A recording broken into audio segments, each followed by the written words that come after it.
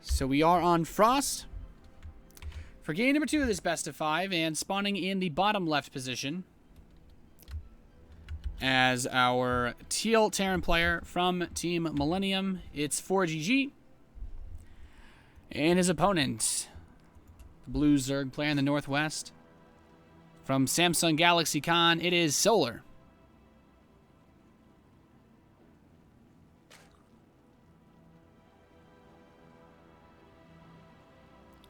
So, forGG did one of the, I don't know, that was just not really something that I've seen work before.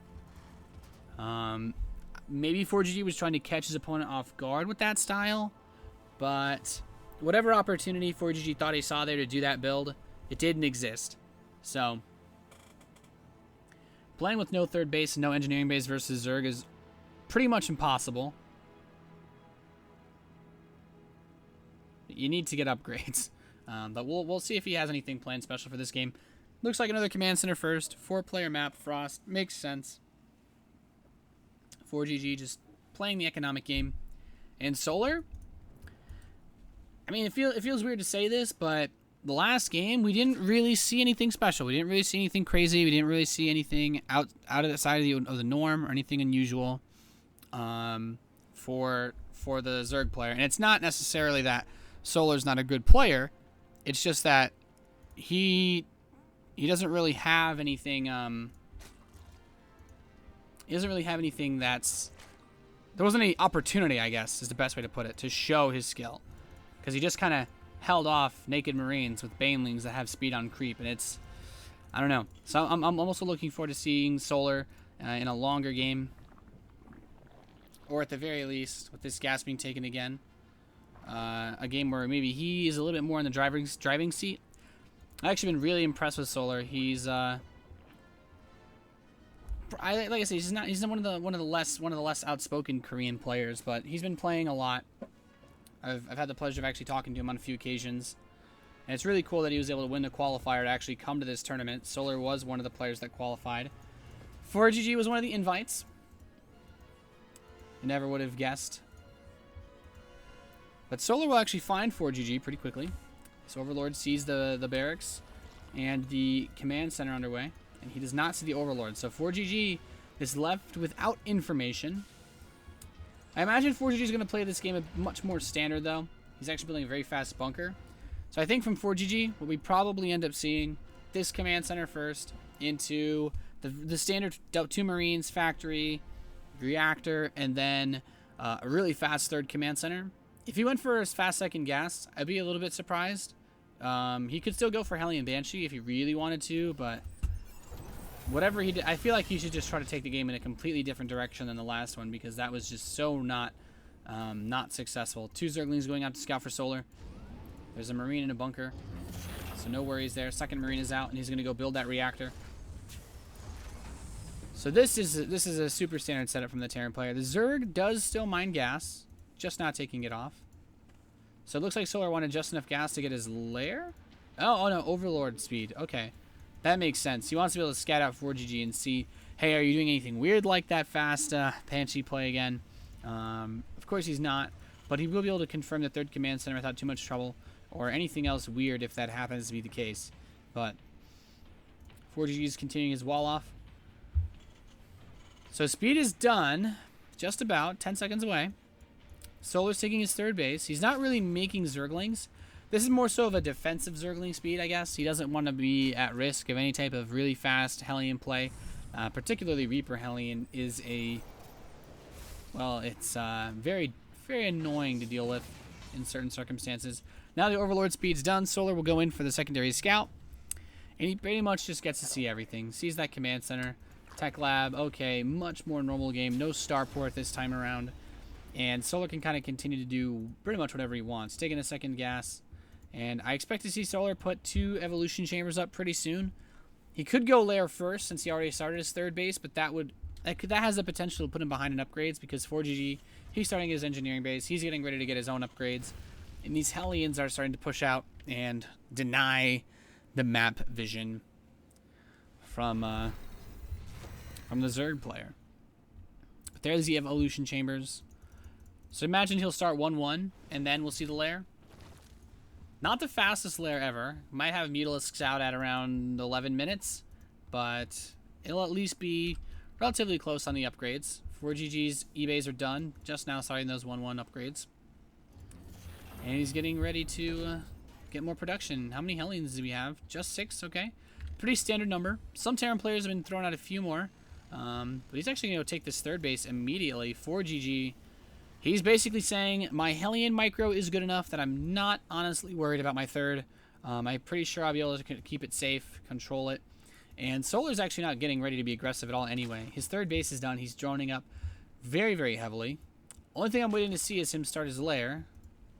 And there it is. So the Hellions come back. They did a bit of poking, but the third command center, landing it this early is pretty ballsy, but forGG just doesn't care. He's totally, I'd say he believes he's in control of this game. He's adding on additional barracks, moving right up to 5. Starport, reactor coming in.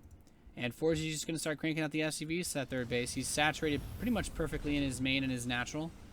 And the main looks undersaturated, but it's mostly because he has a lot of SCVs building stuff at this point in time, adding on his production as well. So Armory's coming in at as well, which is really nice. So he'll be able to get his 2-2 at a pretty good timing. The Baneling Nest is just now starting. So that'll be done relatively soon. And the Hellions are just waiting. forGG's playing pretty safe. He doesn't want to risk anything. The Zerglings will come up to this third base, and forGG should be able to save this this meal without too much difficulty. Wow, very nice pickup for Solar. That meal had a lot of life left. That is incredibly annoying to deal with as a Terran. Solar's creep spread is looking pretty solid as well. He's pushing it more so on the right side than the left, but we're about actually not even 10 minutes in, and he's about to press the halfway point, which is pretty cool. Baneling speed is on the way now. 1-1 is done for the Terran player, and should see 2-2 begin any second now. He's got the gas for it. He's trying to attack with the Hellions, trying to pick out the creep tumors.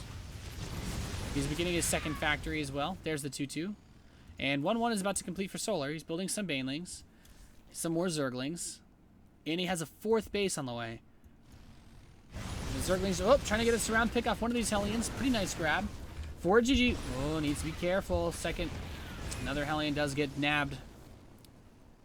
It's like running from, I don't know.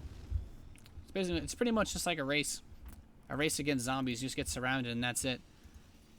But forGG, he's got a fully saturated third base. He's got his gas. So forGG is actually 100% set up by 10 minutes. And pretty much Solar is as well. Solar's got a really sexy drone count, 86. His fourth base is almost done. And forGG, he's got 2 medevacs loaded up. He's headed across the east side. His Hellions did spot that third. So what I think forGG wants to do, just drop and kill this, because this is going to go... This game will get out of hand actually really soon if forGG allows Solar to just play so economically without any trouble at all. Mutalisk production has begun. 7 minutes. Excuse me, 7 Mutalisks at the 12-minute mark.